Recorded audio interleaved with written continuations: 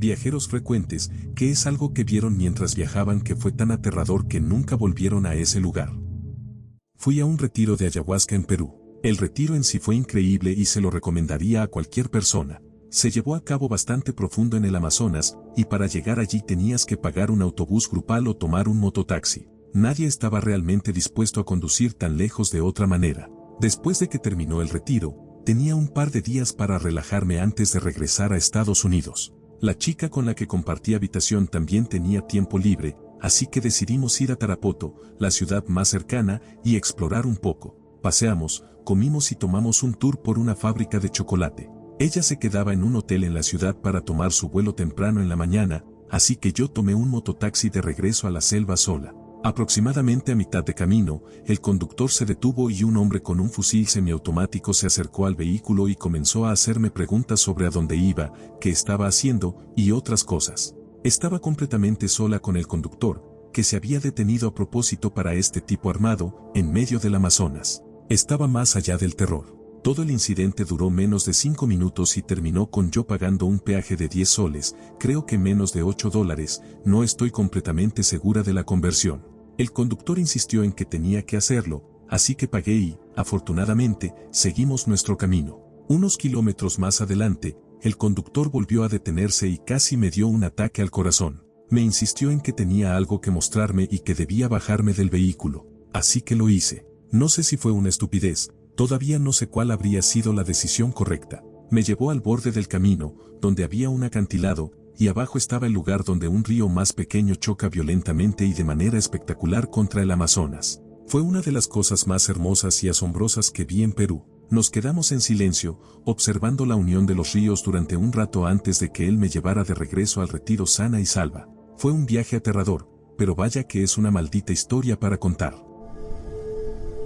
Mi hermana, mi mamá y yo estuvimos a punto de ser víctimas de trata de personas. Somos originarias de los Balcanes, pero vivimos en Alemania. Cuando mis padres se divorciaron, mi mamá nos llevó de vacaciones a nuestro país de origen.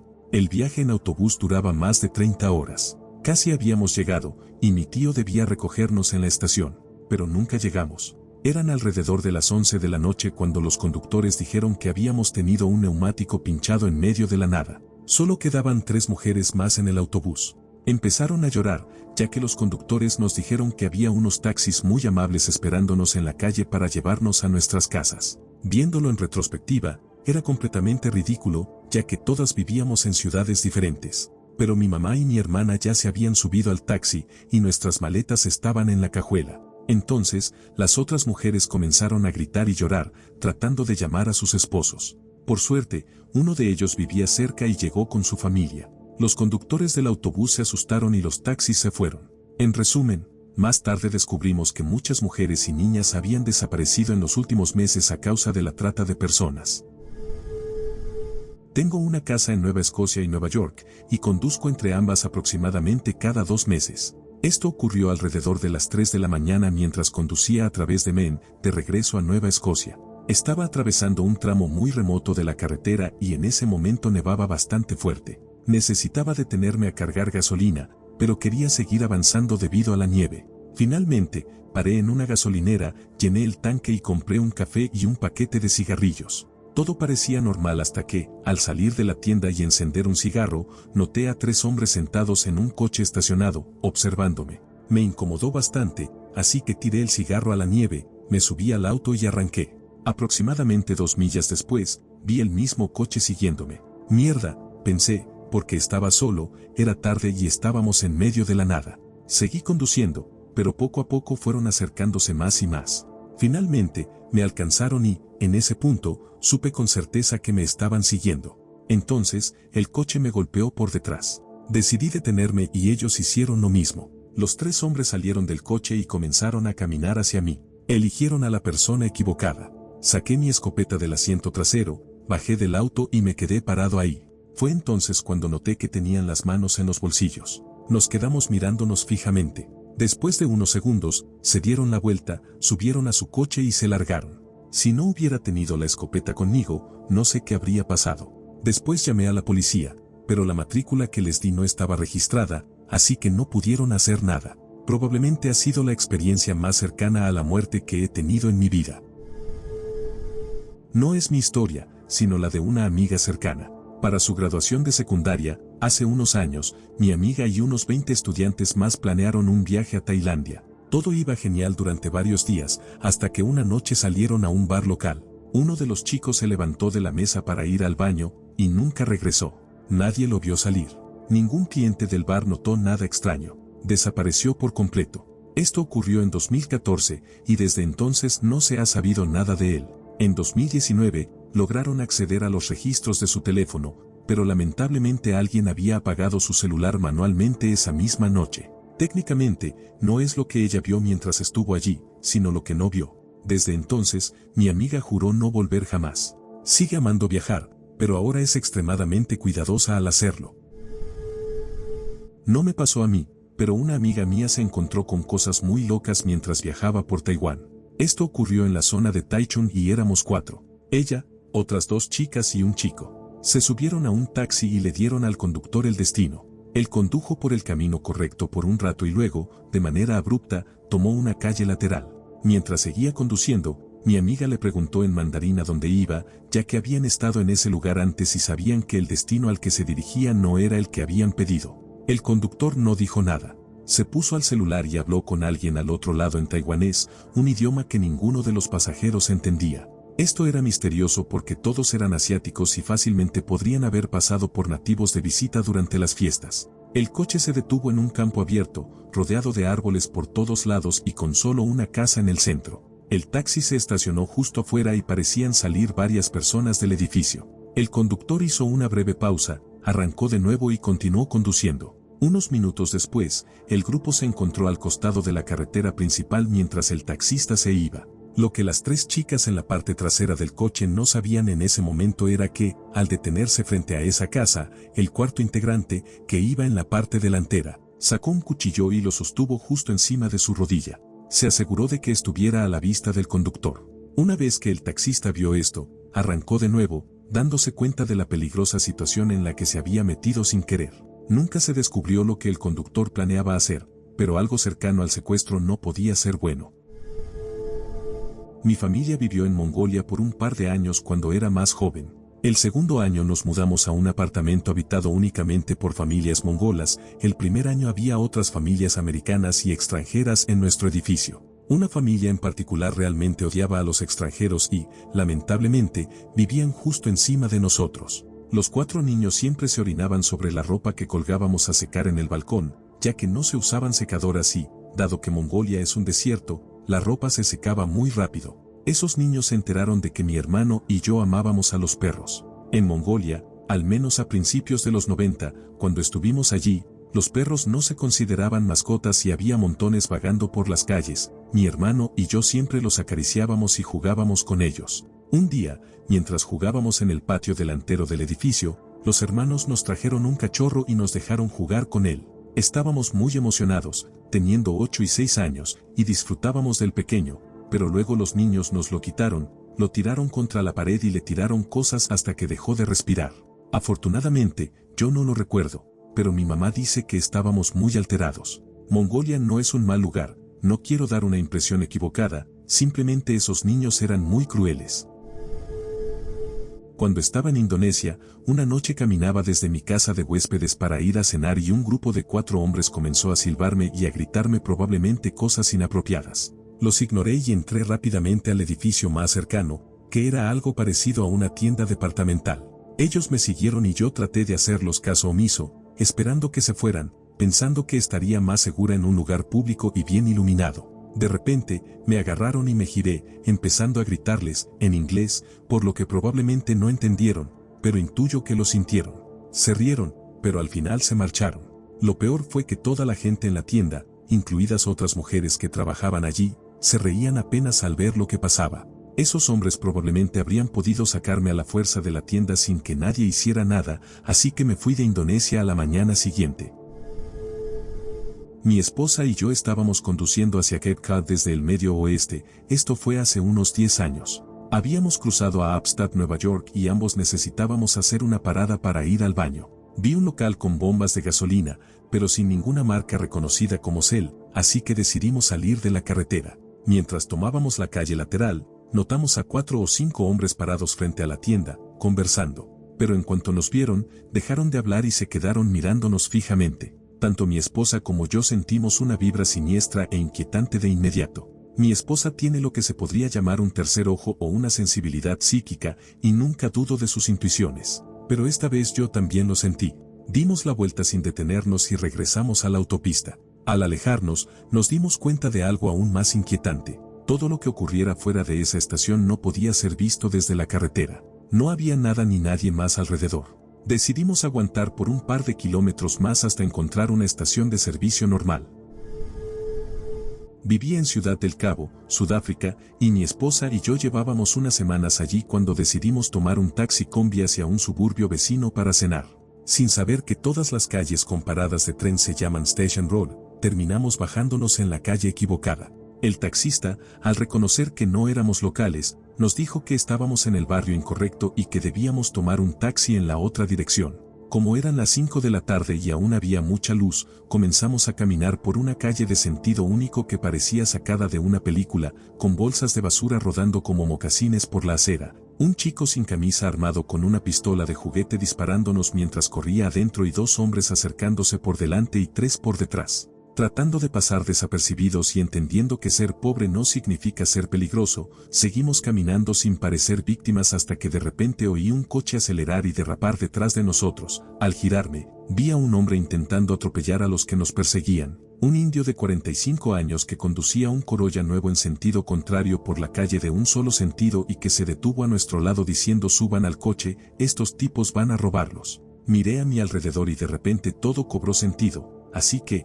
apostando a que era mi última oportunidad, salté al coche con él. Me explicó que mientras conducía por la calle principal nos vio caminando y notó que el grupo se había separado para emboscarnos, por lo que dio media vuelta para venir a ayudarnos. Me costó asimilar lo sucedido y aún no me gusta recordarlo, pero habiendo tenido amigos que fueron golpeados y atacados, me di cuenta de que probablemente no habríamos salido ilesos. Mi esposa habría sido atacada en grupo y yo probablemente habría sido baleado, ya que a pesar de ser de día estábamos básicamente solos en una calle apartada. Ese hombre salvó la vida de mi esposa y la mía y nunca podré agradecerle lo suficiente, deseando solo que supiera lo mucho que lo aprecio. No diría que fue aterrador, pero sí sentí que podríamos haber sido secuestrados, porque la vibra en Jamestown, en Guay, era demasiado de culto. Unos amigos y yo íbamos de Colorado a Vermont y decidimos hacer una parada en Jamestown para estirar las piernas. Un grupo de chicos de nuestra edad, 20 y tantos años, comenzó a hablar con nosotros. Parecían buena onda, y como éramos aventureros, nos apuntamos cuando nos invitaron a tomar café y donuts. Pero luego nos llevaron al sótano de una iglesia. No queríamos ser groseros, así que nos quedamos, fuimos educados, hablamos con el pastor y agradecimos los donuts y la conversación. Cuando intentamos irnos, los mismos chicos que nos llevaron ahí comenzaron a seguirnos. Nos insistían una y otra vez en que volviéramos con ellos. No se iban. Fui al baño de una gasolinera antes de irnos, y cuando salí, uno de ellos estaba parado ahí, esperándome. No sé, todo se sentía súper inquietante, y los locales nos miraban raro. Nos subimos al coche y nos largamos de ahí lo más rápido posible. Hace 7 años fui de excursión a Escocia con unos amigos. Una noche dormimos en tiendas de campaña en medio de la nada. En medio de la noche se escuchó un sonido como si alguien estuviera comiendo algo justo al lado de la tienda. Pregunté si alguno de mis amigos estaba despierto, ellos dormían en otra tienda, y uno respondió. Cuando le pregunté si había escuchado ese ruido, dijo que sí, pero que pensó que era yo. No lo era. El sonido de comer eventualmente se detuvo, pero luego oímos algo parecido al gruñido de un estómago. Esto no suena tan aterrador escrito, pero créanme que lo fue. Imaginen estar en esa situación cuando la civilización está a un día caminando. Todavía nos preguntamos qué pudo haber sido, tal vez solo una oveja, ya que hay montones en Escocia. Soy un fanático de las vacaciones en solitario. Fui a visitar Berlín en Navidad 2017 y un hombre con un celular viejo y cutre se me acercó pidiéndome que le tomara una foto. No pensé nada, ya que eran las 8 de la noche en la Plaza Alexander y había mucha gente. Respondí sí, claro, y tomé su teléfono. Lo extraño de él era que seguía mirando a su alrededor sin sonreír a la cámara. Tras ver la foto, por supuesto, baja calidad, dijo. No está buena, vamos para allá y tomamos otra. Tan ingenuo como era, lo seguí y noté que intentaba tomar la segunda foto entre dos puestos del mercadillo navideño, donde había muy poca luz y estaba lejos del bullicio principal de la plaza. Recuerdo haber pensado, joder, aquí hay aún menos luz, y entonces comprendí lo que estaba a punto de suceder. Vi a otro tipo salir entre los dos puestos, ambos mal vestidos, algo poco común en Alemania, y lo asocié con el primer hombre. Sin necesidad de decirlo, simplemente dejé caer el teléfono al suelo y corrí de regreso a la multitud del mercadillo navideño.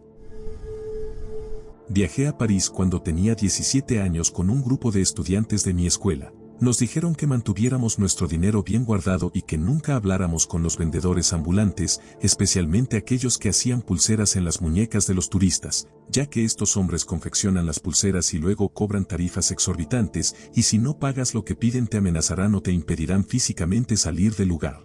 Me emparejaron con otra joven cuando nos dirigíamos a la Basílica del Sagrado Corazón y un hombre se nos acercó queriendo hacernos una pulsera. Rechazamos su oferta, pero él no aceptó un no por respuesta. Continuó molestándonos y siguiéndonos cuesta arriba mientras seguíamos diciendo que no. En un momento dado, agarró mi muñeca e intentó trabajar en ella. Yo me aferré a mi amiga y él empezó a tirarme en otra dirección, gritándome y tirándome con fuerza, sin que supiera qué hacer. Mi amiga empezó a gritar pidiendo a la policía y él se marchó. Lamentablemente, le sucedió lo mismo a otro estudiante que no comprendió que el hombre no lo dejaría ir sin pagar 20 euros. El estudiante trató de irse, pero el hombre le amenazó con seguirlo y matarlo, matarle a su familia y hacer todo tipo de cosas terribles. El estudiante tomó una foto del hombre, pero este se la arrebató y se fue corriendo. Los destinos turísticos son realmente una locura. Durante la secundaria, mis amigos y yo hacíamos viajes al desierto del sur de Texas, cerca de la frontera. Acampábamos en la naturaleza, disparábamos armas o hacíamos fogatas. Nos graduamos en 2004. Nuestro último viaje fue en 2005, y tuvimos una experiencia realmente aterradora. Esa noche teníamos una fogata encendida. Para quienes no lo saben, los desiertos se enfrían bastante por la noche debido a la falta de humedad. De repente, 3 hombres salieron de la oscuridad hacia la luz del fuego. No dijeron hola, no preguntaron qué tal. En un inglés muy básico, el primero de ellos dijo, «Ustedes vienen con nosotros». No era una pregunta. Rechazamos la invitación con educación, pero otro de ellos dijo algo en español con un tono extremadamente enojado. El primer hombre repitió la orden. Nos negamos de nuevo, y entonces dio un paso hacia nosotros. Uno de mis amigos, preso del pánico, sacó su escopeta y gritó que no íbamos a ninguna parte. El tipo que hablaba inglés simplemente dijo, «Oka, quédense». Mientras retrocedía, se fueron, y nosotros apagamos el fuego lo más rápido posible. Me aseguré de que todos tuvieran sus billeteras y teléfonos, los viejos celulares con tapa, antes de salir corriendo hacia el auto. Mientras nos alejábamos vimos 3 pares de luces viniendo sobre las planicies. Apagamos las luces del auto y condujimos en completa oscuridad hasta que los perdimos de vista. Nos dirigimos a la oficina del sheriff para reportar lo que había sucedido. Nos dijeron que, si nuestra historia era cierta, tuvimos mucha suerte de no haber ido con ellos. Entre 1999 y 2002 estuve viajando por el Medio Oeste y las llanuras. Recuerdo conducir a través de un desierto árido, que parecía haber sido tierras de cultivo antes de la sequía prolongada en la zona. Mi coche se averió no muy lejos de una granja, y una pareja mayor muy amable me dejó quedarme con ellos hasta que pudiera arreglar mi camioneta en 2002. Tenían un perro maravilloso con el que disfruté mucho jugar. Pero déjenme decirles, la cantidad de personas que pasaban por la casa de esta familia era absolutamente absurda. Un hombre con aspecto enfermizo los acosaba constantemente para que convirtieran su propiedad en un vertedero. Había 5 o 6 tipos con pinta de pandilleros dejando enormes huellas en las zonas más apartadas de la finca enterrando quién sabe qué. Un anciano de aspecto casi sobrenatural quería filmar en su propiedad, no viejo de asilo, sino viejo como el guardián de la cripta. Y por muy amigable que fuera su perro, los 2 patos que tenían parecían tener una vendetta contra todos los que se acercaban. Al menos había un buen servicio de barbero ambulante en la zona. Me hicieron un corte al ras bastante decente. Creo que mi historia no se compara con las de otras personas, pero fue una de las cosas más aterradoras que he vivido. Me gusta hacer de mochilero y suelo ir solo con mi perro.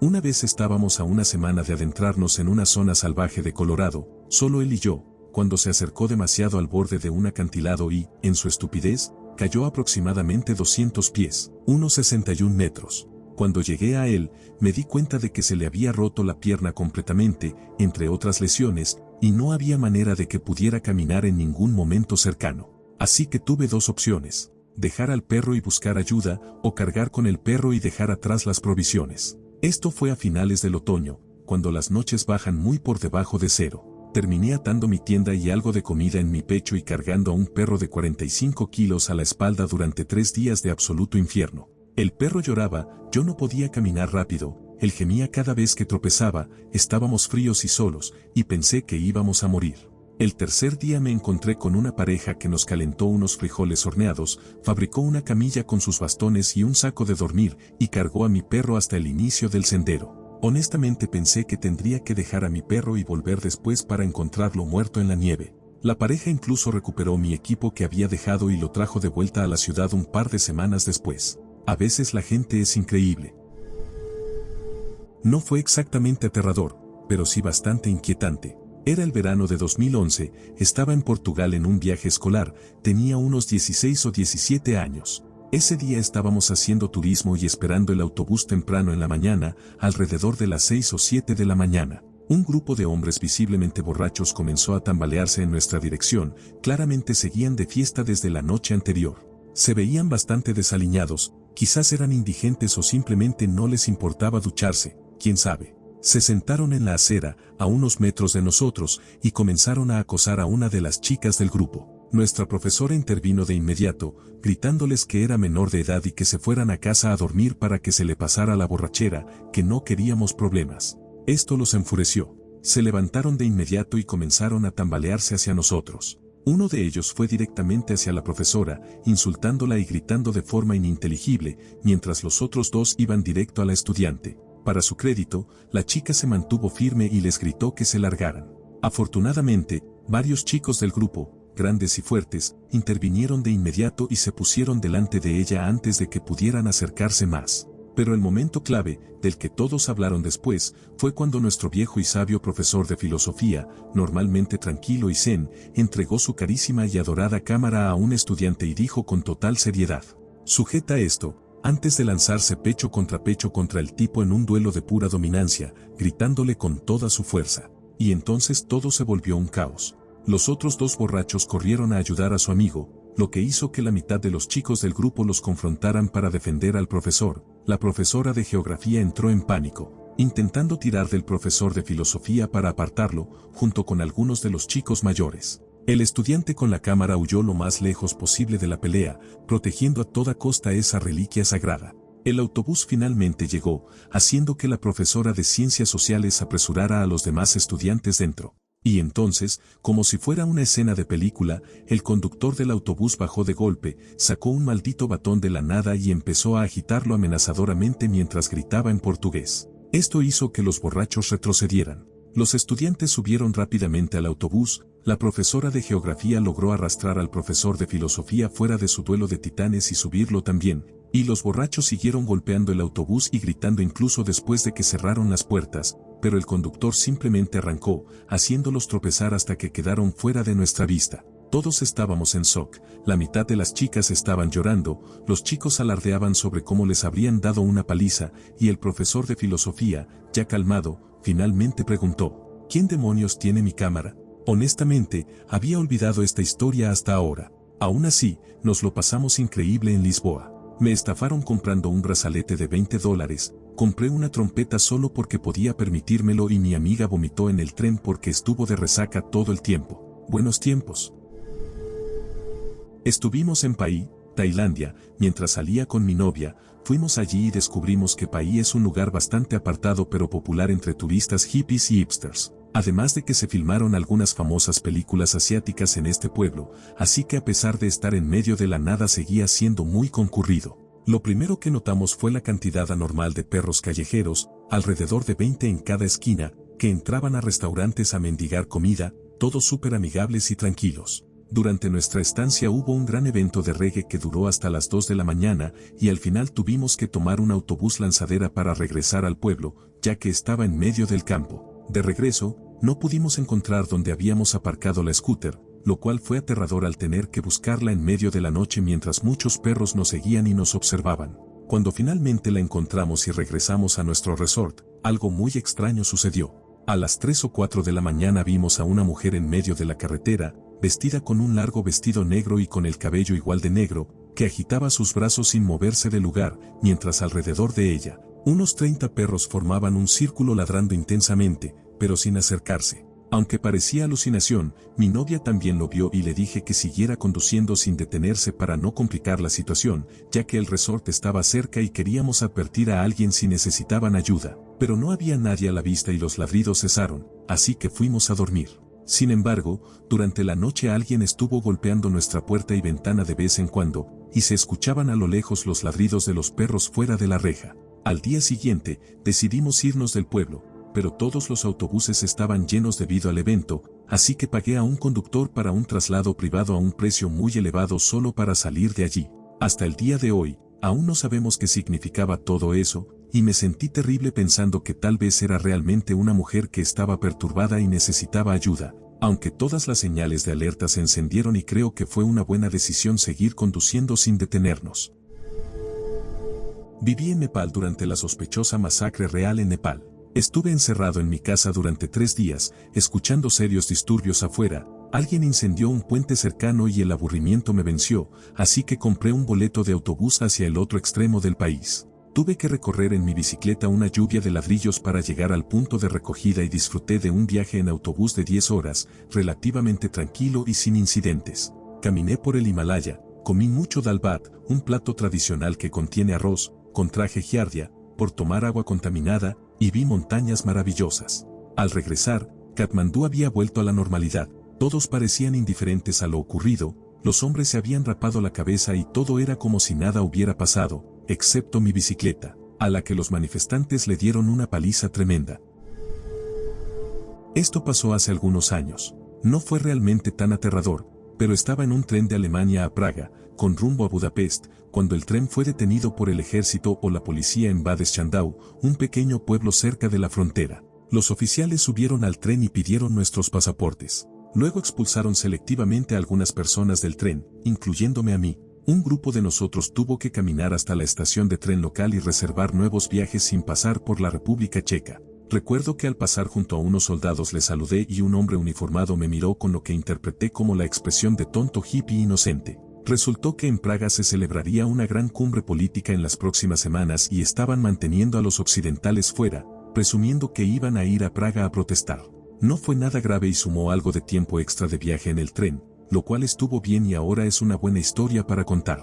Otra vez visité Ucrania y Rusia, Kiev y Moscú, respectivamente. Al entrar a Ucrania, el agente de aduanas me dio un pequeño papel sin carácter oficial con un sello. Me encogí de hombros y lo guardé en el fondo de mi mochila para cámaras. Unos días después, en un tren nocturno hacia Moscú por la frontera entre Ucrania y Rusia, nos despertaron en la frontera unos agentes de aduanas para que presentáramos nuestros documentos. Unos rusos que me acompañaban me ayudaban a traducir mientras los oficiales pedían un documento específico. Yo rebuscaba entre mis cosas tratando de encontrarlo y los agentes se pusieron cada vez más agitados mientras mis amigos traducían y me pedían que les mostrara algo en particular.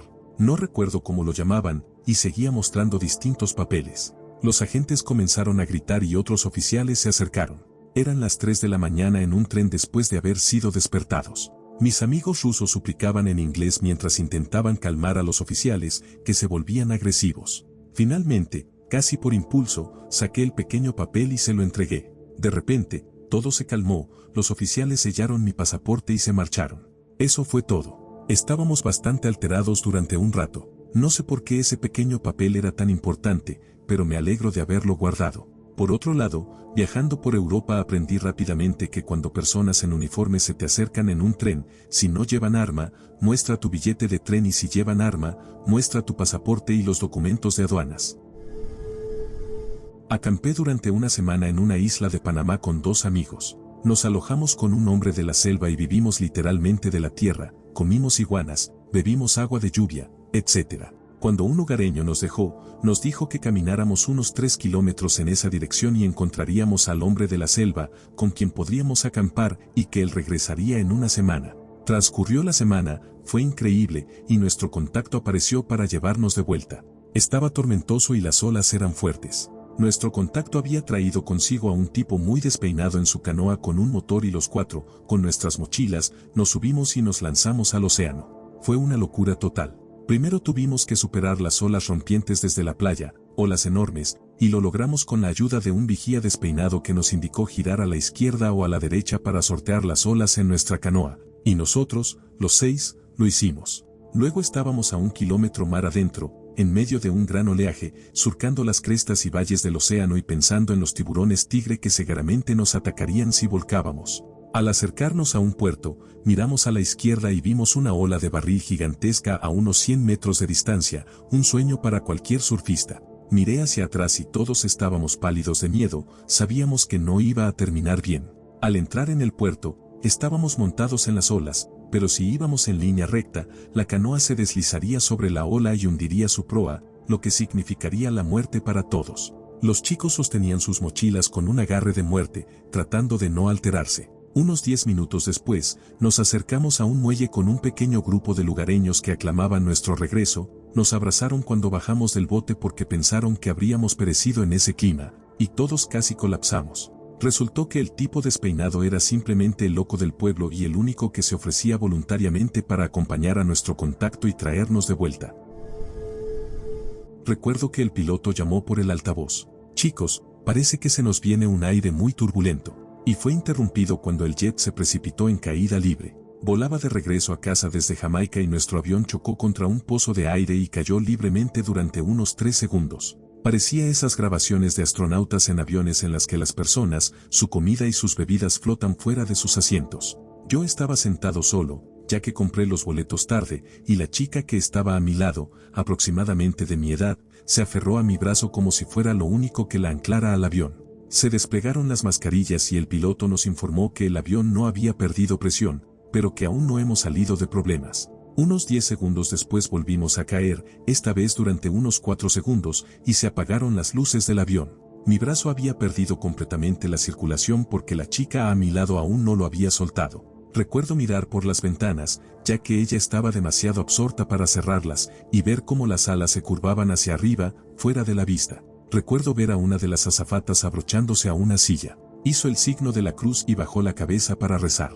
Esto fue bastante aterrador, ya que era obvio que la situación era muy seria. Siempre se dice que se puede saber lo grave que es una situación en un avión por la forma en que se comportan las azafatas, y en ese momento se notaba lo serio que era todo. Recuerdo estar sentado allí, invadido por la impotencia de la situación y el miedo a morir solo. Fue terrible. Empecé a sentir una oleada de pensamientos como si esto es realmente el fin. ¿Fue mi vida significativa?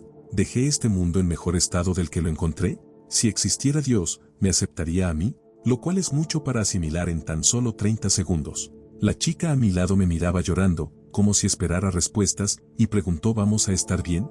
Pero lo único que pude hacer fue encogerme de hombros. No sé por qué sentí que debía ser valiente, tal vez para que los últimos minutos que tuviera en la tierra significaran algo para alguien. Recuerdo ver todas las venas de mi brazo, por encima de su mano, saliendo a la superficie, asfixiadas por la falta de flujo sanguíneo, y su mano era como un torniquete que evitaba que el miedo a la muerte se apoderara de mi cuerpo. Unos minutos después parecía que habíamos superado la turbulencia y la chica siguió aferrándose a mi brazo. Lo sostuvo durante el resto del vuelo, a veces aflojando la presión, pero tan pronto como sentíamos el más mínimo bache, volvía a apretarlo como un torniquete. No dije nada al respecto, fue casi como cuando tu hermana pequeña se asusta y se agarra de ti.